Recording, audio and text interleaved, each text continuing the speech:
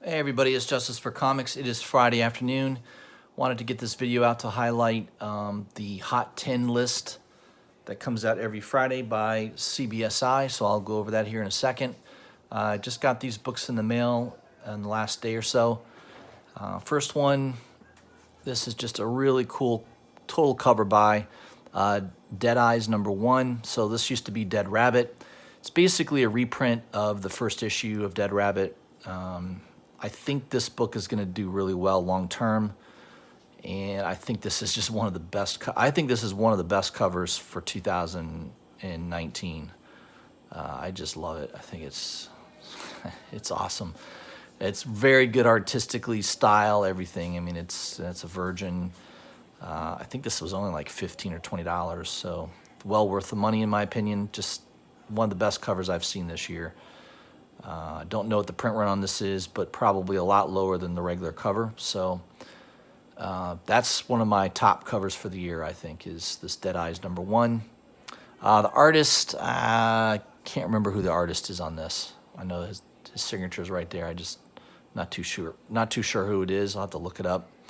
But that is, I'll probably post that in the comments, so look for that a little later. And then the other one I got was Ghost Rider #28. This is the first appearance of Lilith. There's somebody else I think it's the first appearance of. I just got this in the mail. Got this pretty cheap. I think this book is going to do well with the Blade Runner, the Blade movie coming out. I think eventually they will have a Ghost Rider movie. So there'll be key issues like this one that are worth grabbing. So there's one that's like this, a direct edition. There's also a polybag sealed one. I prefer the one that's not polybagged. I don't know. I like to be able to read my comic books. The polybag doesn't look good anyways. My opinion, it makes the book look cheaper. So I'm not one of those people that like polybags. Yes, I have a Superman #75, Death of Superman, in the polybag still, but that's probably the rare exception. For the most part, Ultimate Fallout #4, I have that one non-polybagged. I prefer not having a comic book in a polybag. So, and as far as I can tell, it doesn't really devalue it. This sells for the same amount of money as the one in a sealed polybag. So, just my opinion on that. All right, let's jump into it here off of CBSI's Hot 10 list that's just dropped here maybe 30 minutes ago. So we'll start off with number 10 on the list, Venom #18. Second print, 1 in 25 variant. So again, this is one of those controversial, Marvel started doing this, second printing, not only second printing an issue, which normally a lot of times has a lower print run. They made sure this had a lower print run by also making local comic book shops, have to buy 25 issues of the regular cover to get one of these. So they're obviously limiting supply quite a bit by doing that. Looks like it's a $40 to $50 book. I have no desire to buy these type of books. Long term, I don't think the value on these is going to hold. I wouldn't be surprised if this comes back down to a $15 to $20 value eventually. I could be wrong, but I don't know. I don't know that there's long-term collectability to these second print, short printed, variants. I just think it's kind of a way to screw the local comic book shop. I mean, you're forcing them to buy 25 issues, which some of them would maybe, if they're a big enough store, they would buy 25 issues of Venom #18. But there's a lot of comic book shops I could imagine maybe only buys about half that amount. So yeah, it's kind of I'm sure there's local comic book shops that would easily defend the position that they don't like Marvel doing this. So long term, I don't think it's a book I would be paying $40, $50 for. That's for sure. Number 9 on the list is Gargoyles #1, book from 1994 by Marvel. Yeah, this is off my radar. I didn't really know about it. It looks like it was a $5 book. Now it's selling $15 to $20 raw. 9/8 just sold for $135. So news that Disney Plus will show all old episodes. which does seem to have a large cult following. Okay, I mean, I don't know who this large cult following is. I don't know anybody that's cares about gargoyles, but to each his own. But that book is on the move. So if you have one of those in your collection, dig it out. It's a good time to sell it. Number 8, talk about, speaking of a good time to sell a book. Now, I do like this cover, though. So if I owned this in my collection, which I don't, unfortunately, I like this cover. I mean, it's an awesome looking cover. Black Adam #1, the Alex Ross 1 in 10 variant. Yeah, this was like a $5 to $10 book not that long ago. Here it's saying it was a $25 book with 9/8 selling around 150 to 175. The Rock, I guess, dropped a tweet about the filming beginning next year, and now all of a sudden this book is, I looked on eBay, sure enough, it's selling somewhere, I'd say $80 to $100 in that range.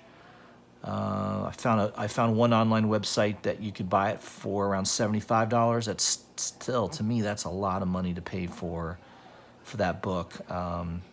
My guess is if you really like this cover, I think the price could easily drop back down to that $50, $60 range. I don't think it's going to go lower than $50. I think there's enough people paying attention to this. The fact that it's a beautiful cover, it's an Alex Ross cover. It is a lower print run than the regular book, and yeah, there's going to be some attention on this series until the movie comes out, rather, and so that's probably going to hold the value up somewhat. But right now, yeah, don't go out and spend $100 on this book. I don't think it's worth doing that. I think if you're patient, you should see a little bit of a dip on this book.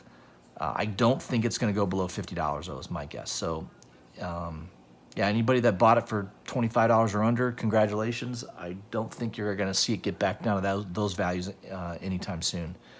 Number 7, Amazing Fantasy #10. $20 book. Now it's selling $30 to $35. Yeah, that's definitely a book that you could find in a dollar bin. I think that is a first appearance of somebody in there. I'm not too sure. I can't remember who, but somebody Spider-Man related maybe. But yeah, that could be one that you might be able to find in a dollar bin at a shop that just isn't tracking that kind of stuff. Number 6 on the list is an old book here, Bone #1, Jeff Smith. So this was the guy that held the longest. No, I'm sorry, that was Cerebus. I think he was the second longest independent run. Was Bone. I can't remember how many issues that went, but it did go for a long time. It's a cartoon related book. It's funny. There's some adult humor in it. I remember years and years ago, this was an expensive book. It's very, very low amount of copies in the market. Notice an 8.0 sold for just under $1,000, and a fine copy, raw fine copy, sold for around $1,000. This is being made into a Netflix show, so Netflix cartoon. Yeah, that's probably going to drive the prices. Notice only 57 copies at 9.6 or higher on the CGC census. So, if you want a rare book, that's definitely one. If you could find a copy out there at a reasonable price. It just, right now they just announced the show. Of course, the prices are inflated. I don't know. To me, I feel like if you didn't already own this, you probably missed the boat on that one. Number 5 is marked #1. This is a 1 per store variant. It's a cool looking, it's a pretty cool looking book. I looked on eBay, so if I click on the thing here, it takes you to eBay, and it's selling around $55. There's one for $45. There's some auctions on it, so maybe you can get a little cheaper. There's somebody that's selling it for $35. Looks like it's not in perfect condition now. It's a very fine plus. It is a cool looking book. The cover on it's pretty cool. So if I click on to look at the cover, kind of zoom in there, it's got some really cool tattoos. Halloween themed. It's a nice cover. I think I would have paid $20, $25 if I had known about this, but yeah, I don't think I would chase it for $50 or $55. I would I would wait on that. If the series is good, I think it could be worth picking this up. I haven't heard that it's a good or great series yet, so maybe somebody in the comments could let us know if that series is worth picking up. So that might be a book that you may want to put on your watch list anyways.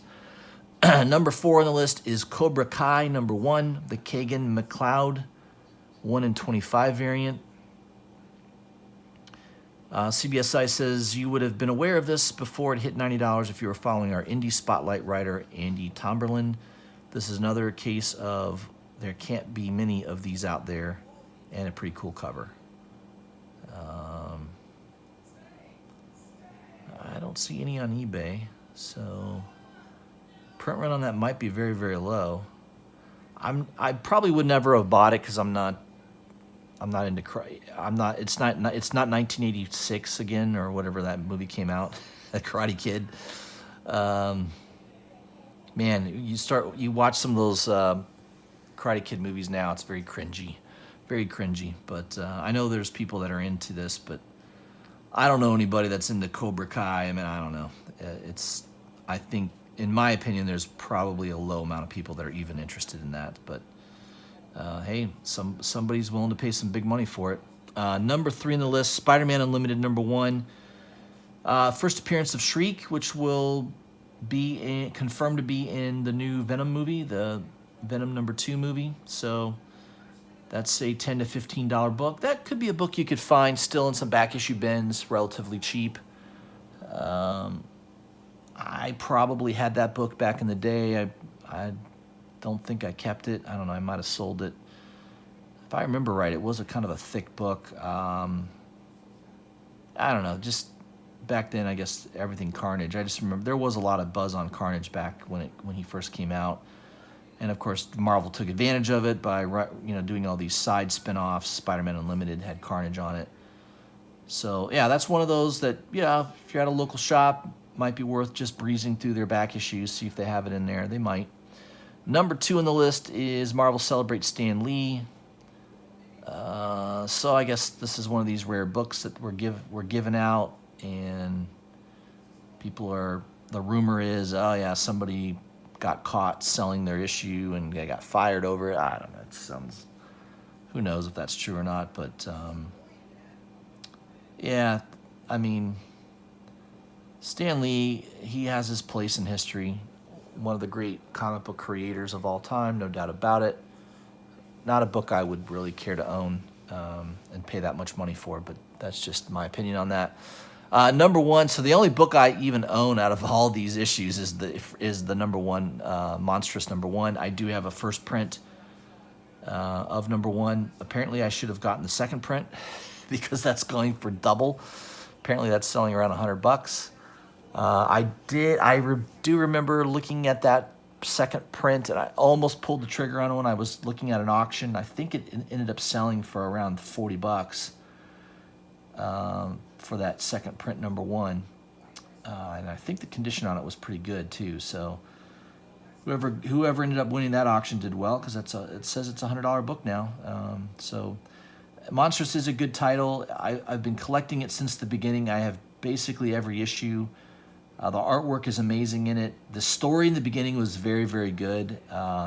It's been kind of a drag to read lately. I got to tell you, the last probably 5 or 6 issues, a little confusing. Yeah, I don't know. I don't know if this book is going to continue or not. I think eventually it's going to.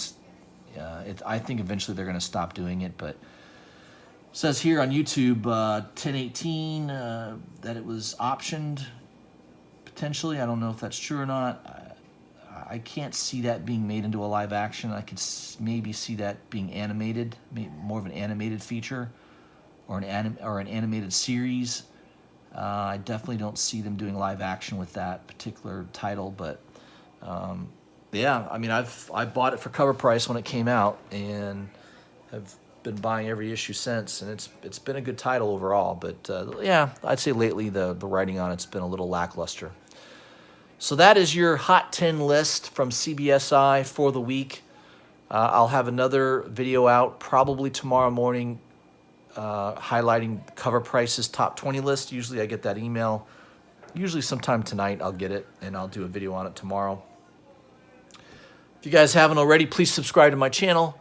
Hit the bell for notifications. Leave me a comment. Let me know what you think of these books.